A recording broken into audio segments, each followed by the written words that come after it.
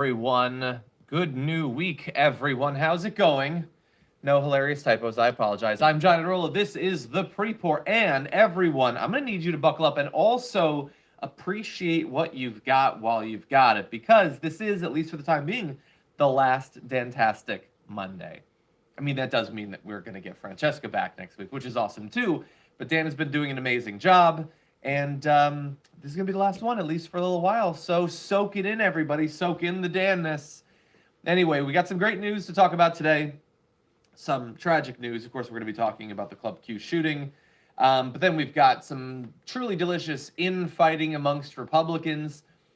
It'll be a reminder that while the 2024 presidential campaign will produce a lot of schadenfreude with Trump versus DeSantis, at least for now, that fight is also going to produce a bunch of proxy fights that are going to be delicious to observe, at least for a few months. So we're going to enjoy that. We're going to talk about Twitter, obviously. We've got Ramesh who's going to be joining us on the show, so that's a lot of fun, and some other news besides.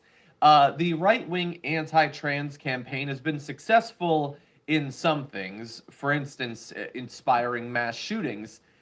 But how influential actually was it on the vote? We've got some data for you. We're going to be going over that. But first, let's run through the numbers. The gas prices continue to drop. They're down 11 cents from just a week ago, a cent from yesterday. So that's good. We are cruising towards where they were at a year ago. So a little bit of good economic news that might eventually influence the price of other products going forward. COVID deaths down to the lowest I've seen them in several months. A nice little chunk below 300 cases, pretty consistent. We are entering, of course, Thanksgiving week. Everybody cross your fingers, cross your toes, cross whatever you've got, because that is traditionally when COVID cases spike. But, don't trust me. Let's see. Well, here we have right after Halloween 2020 cases going up, that first dark winter. This is Thanksgiving, by the way. You got it going up and up in Christmas, and then down, thankfully. And then let's see. Here we have Thanksgiving cruising way up to the highest, nearly 1 million cases a day we were having right there.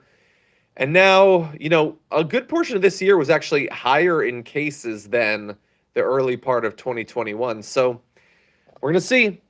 We're going to see if we can break the historic trend. That would be great. Let's see. Yeah, the gas price. I agree. Anyway, okay, other news. I just saw this, and I thought it was kind of cool. At the World Cup, the Iranian national team members not singing the national anthem. I'm assuming that's mainly about the domestic situation in Iran. If there was a little bit of a, hey, this whole World Cup thing really sucks and it's just the worst, that would be nice too. But it's also perfectly fine that I assume it is mostly about what is going on in Iran. So, hey, that's dangerous. That's dangerous. By the way, if you're new to the pre-show, yes, there's going to be shaky cam. That is the name of the game when it comes to the pre-show. That's all we got. I would love to have a cool, arm thing that I can just pivot, but that's unfortunately not the way it goes right now. Okay, let's go to the runoff. We are 2 weeks away from the Georgia Senate runoff. Who is going to be trying to win over voters in that time? Here's an ad that the Warnock campaign is running. We must all work very hard for a gentleman and a great person named Herschel Walker, a fabulous human being. Yes, he said fabulous. Country and will be a great United States Senator. Herschel Walker, get out and vote for Herschel, and he deserves it. He was an incredible athlete. He'll be an even better senator. Get out and vote for Herschel Walker. I'm Raphael Warnock, and I approve this message. That is cold. I mean, that's not even you. Herschel Walker has said enough crazy things. You could just fill an ad with that. That is just the strongest single indication yet that the Warnock campaign believes that Donald Trump is the single largest drag on Herschel Walker. By the way, can we stop for a second? How amazing is it that in Herschel Walker's run, where Herschel Walker is the guy who talks about vampires and werewolves and bad air, and he's got secret kids and the abortions, and he holds guns to people's heads and the badge and all this crazy stuff, being linked to Trump hurts him. That's worse than just all of the crazy stuff that he himself does. But anyway, that's what they're running. And the thing is, there's evidence from behind the scenes, people in the Trump orbit saying that because DeSantis is going to be campaigning, Trump is going to do it. That would be a guarantee because he doesn't want to be upstaged if Herschel Walker ends up winning. First of all, he is telling everyone that he thinks that him being involved in the campaign would be a net positive for Walker. He says that anyone who says that he shouldn't go, that it would hurt Walker's campaign, are unintelligent Trump haters. I mean, we saw how the runoffs, the midterms went. I don't think it takes like an amazing leap in logic to believe that the thing that clearly dragged down a ton of candidates in the midterms would drag down a candidate in the runoffs. Very interesting question would be if to the extent that Herschel Walker is in charge of literally anything in his campaign, what does he think? Does he want Trump to come? Because he's dumb. He's at least as dumb as Trump. Maybe he wants Trump to come. And by the way, I don't even know that having Ron DeSantis there would help. Maybe, but I definitely think that Trump going would hurt him. So it'll be interesting. Ron DeSantis would love to go to raise his national profile a little bit, maybe get some allies, okay?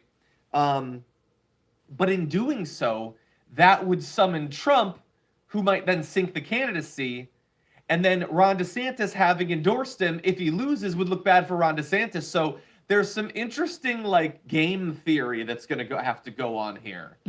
And so, yeah, we're going to have to see what happens, but it's clear from the Warnock campaign that they know their campaign strategy is going to be tying him to Trump, which is, by the way, very fair because it is Trump's fault that Herschel Walker is in the campaign in the first place. So we're going to see if it works.